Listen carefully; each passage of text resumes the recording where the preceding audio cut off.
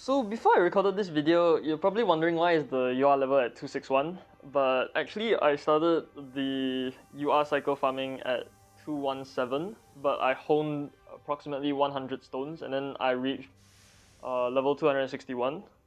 I forgot the passive level, but basically I'm at 261 right now. As you can see, I farmed 494 stones. I couldn't reach 500, but if you want to count in total, right, the total amount I pretty much farmed this week was 600.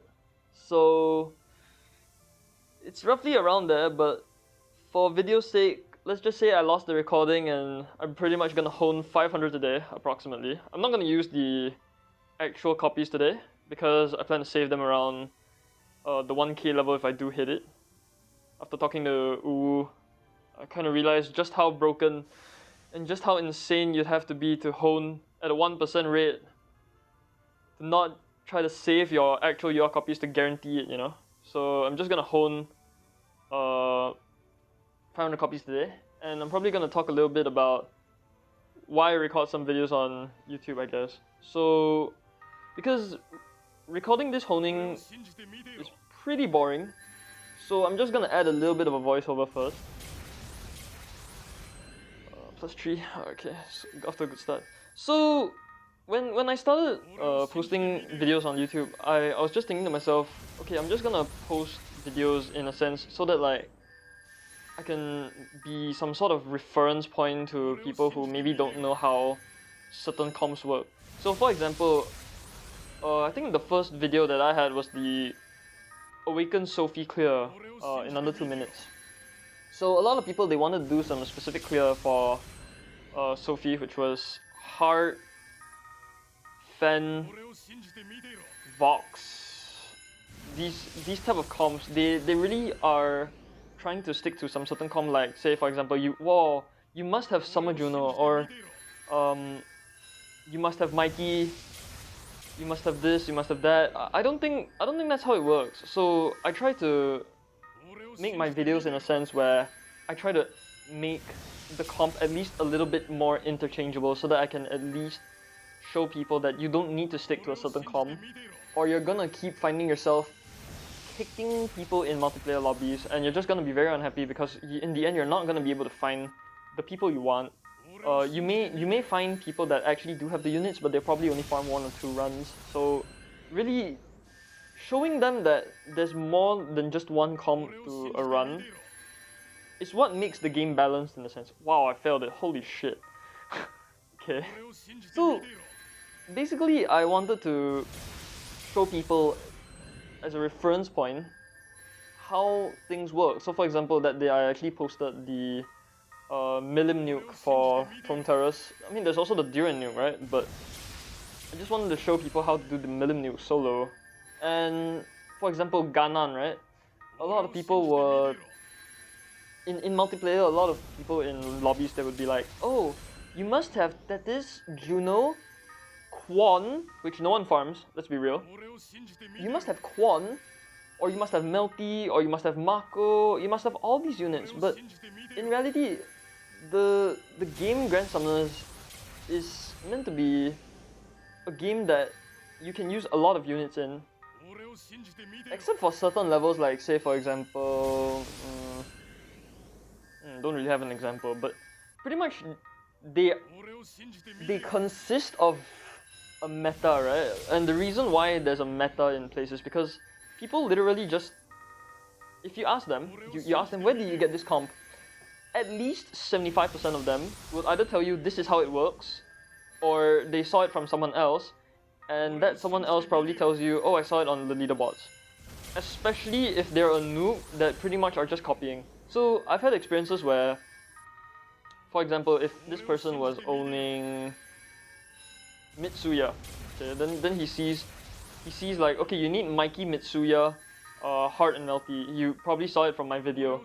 Then if you ask him where did he get the comp, he tells you, oh, I actually got it from the leaderboard, or oh, I saw this guy clear it, so this is the comp I want. But GS can be more fun in that, where GS is more of a testing game where you could pretty much just test out comms, and I think that's where the fun lies, for me personally at least.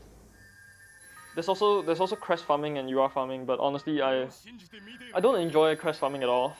I find it repetitive and annoying and just a waste of potions, honestly.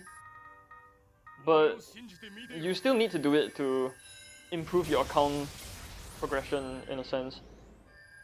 So like for example, doing this Ultra Relic Erase a bit, right? You may be wondering, why am I doing this? If you didn't realize, you can see the passive level here. All allies magic damage. You gain a little bit higher, and you may argue like, oh, the passive rate is like 1% only, but in reality, it's called Ultra Relic for a reason. It's an unlimited progression relic that you can enhance to a theoretically unlimited quantity, right? Like Wu showed me just now where there was this guy, he leveled up his Bleed Prophet.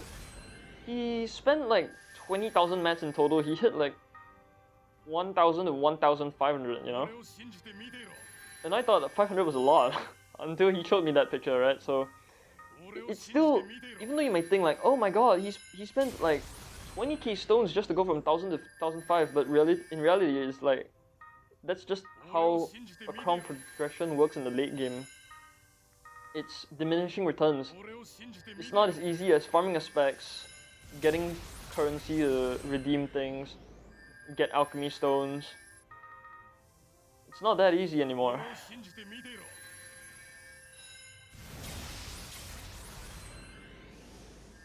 Actually, I'm wondering like, oh, I have a long way to go.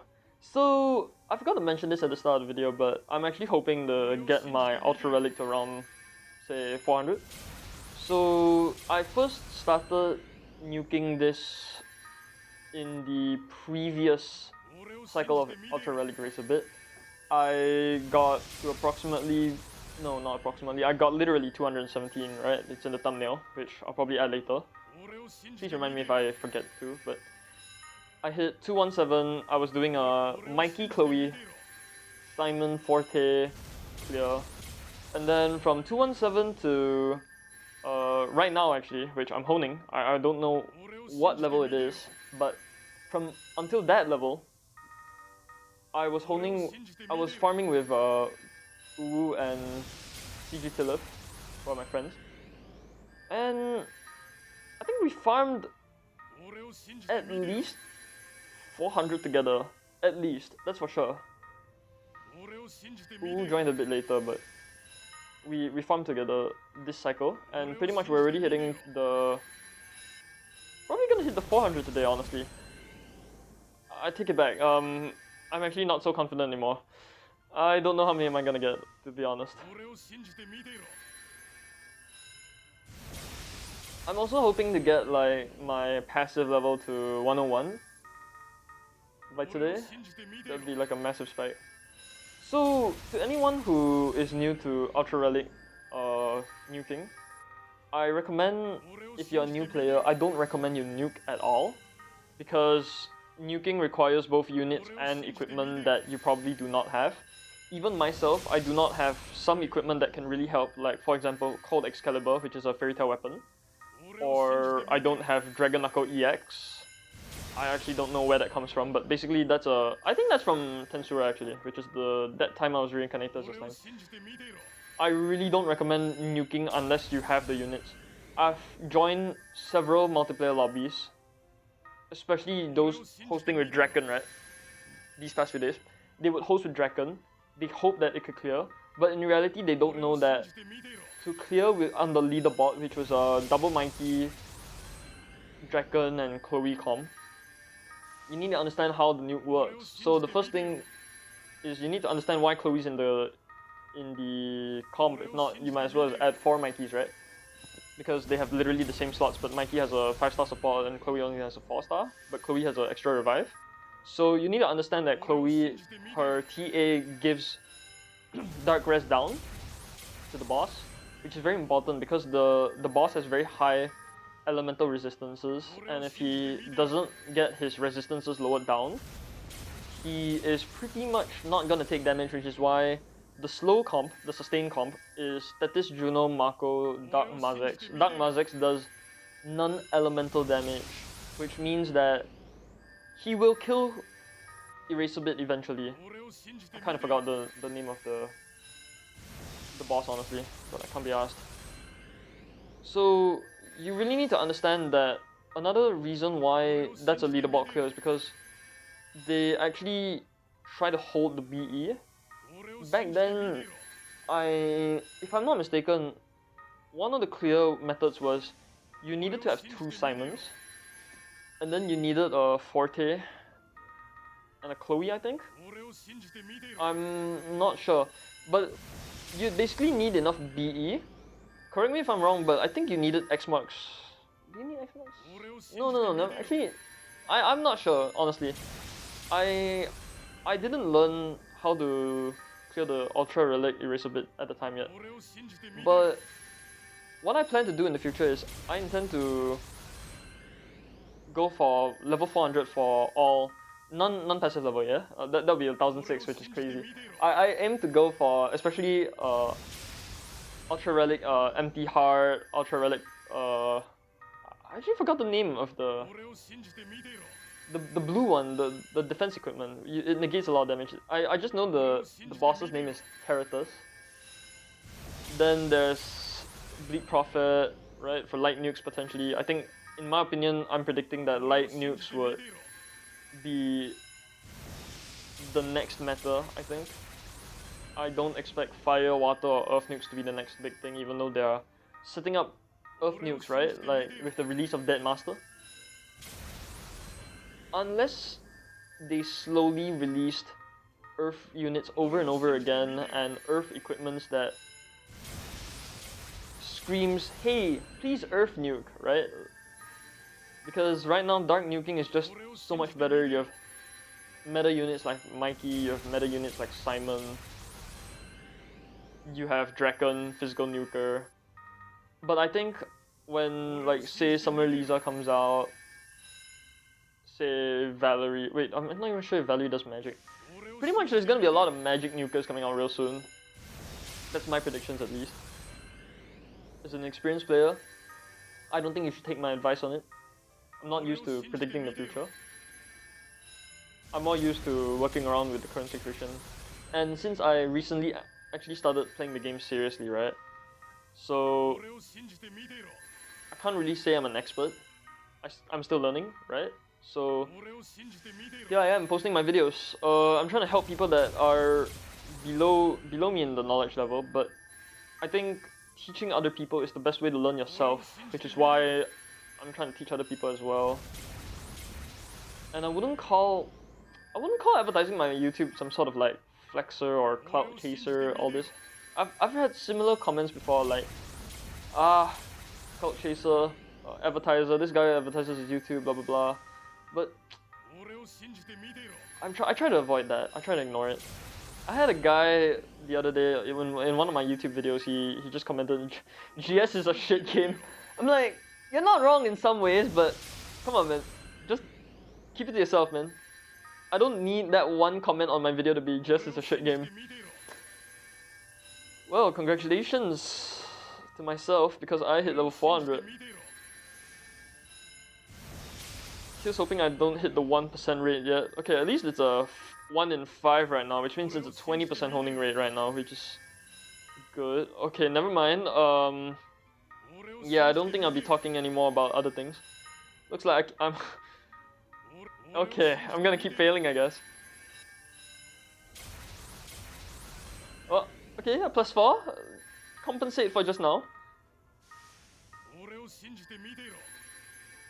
think I started this video around 267, right? So I've gotten at least this week 180 levels. Passive level was around 50, so I got like around 40 passive levels. Did they just +0? Or am I tripping? Yo, if I was streaming, I'd ask someone to clip that shit, man. Bro, I thought I saw a +0, man. What the hell? Oh shit, looks like I'm almost Looks like I'm running out of stones, man. What the hell?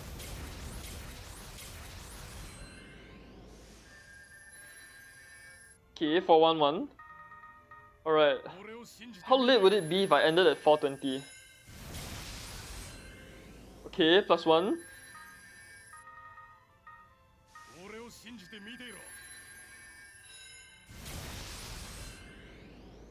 +2. Yo, this might actually be a 420 angle.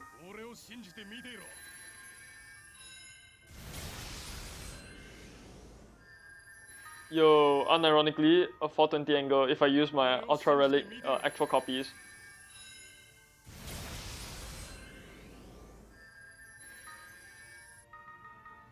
Guys, I'm so tempted to use my actual copies just so I can put 420.